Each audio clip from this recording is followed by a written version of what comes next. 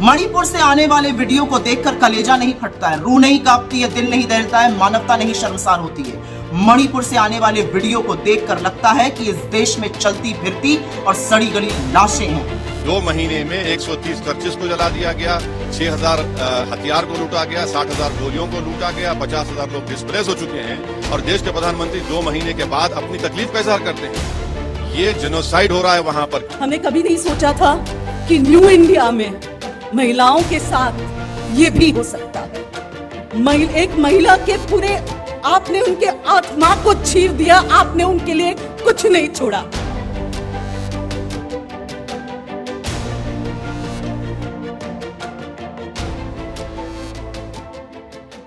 नमस्कार दोस्तों, आपने अभी कुछ तस्वीरें देखी होंगी।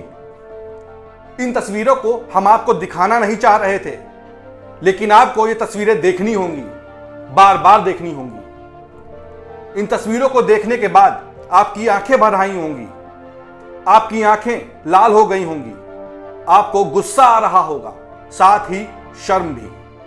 अगर मणिपुर की घटना पर आपका खून नहीं खौल रहा है तो ये मान लीजिए आपके अंदर की इंसानियत मर चुकी है। आपको चुल्लू भर पानी में डूबकर मर जाना चाहिए। मैं दावे के साथ कह सकता हूं, इस देश की इससे ज्यादा घिनौनी तस्वीर आपने पहले नहीं देखी होगी। कैसे मणिपुर में महिलाओं को निवस्त कर उनके साथ बर्बरता की गई, उनके प्राइवेट पार्ट्स पर हाथ मारा गया। नहीं, यह अतुल्य भारत नहीं है।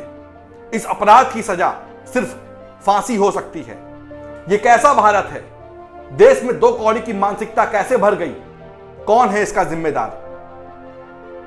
आखिर इस देश में हो क्या रहा है? देश के नेताओं को इसकी कोई चिंता है कि नहीं?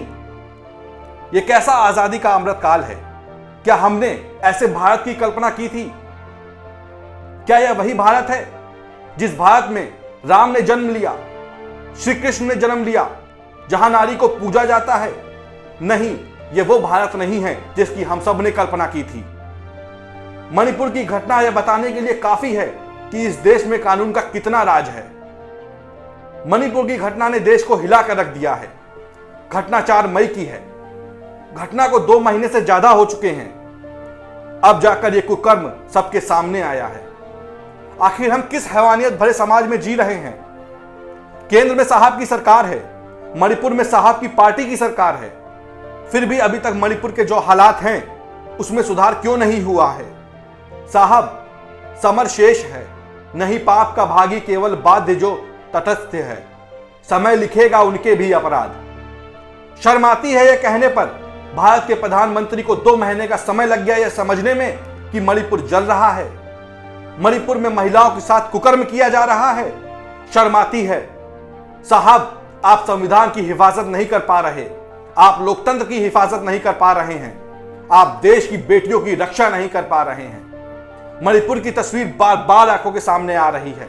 शर्म आ रही है मुझे अपने आप को भारतवासी कहने पर। क्या जनता ने आपको इसी दिन के लिए वोट दिया था? क्या यही है आपके अच्छे दिन? क्या ये हैं विदेशों में जाकर भारत की मान बढ़ाने वाली तस्वीरें? अगर यही हैं आपके अच्छे दिन तो देश को बख्श दीजिए साहब। माफ करना देश की माताओं बहनों, ये सरकारें आपकी हिफाजत नहीं कर सकती।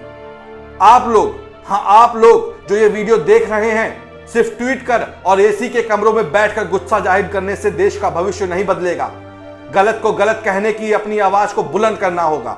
मणिपुर की घटना पर सुप्रीम कोर्ट भी हिल गया है। देश की सर्वोच्च अदालत ने स्वतः संज्ञान लिया है। कोर्ट ने यहां तक कह दिया कि अगर सरकार चुप रहती है तो फिर हमें ही कोई सख्त एक्शन लेना होगा।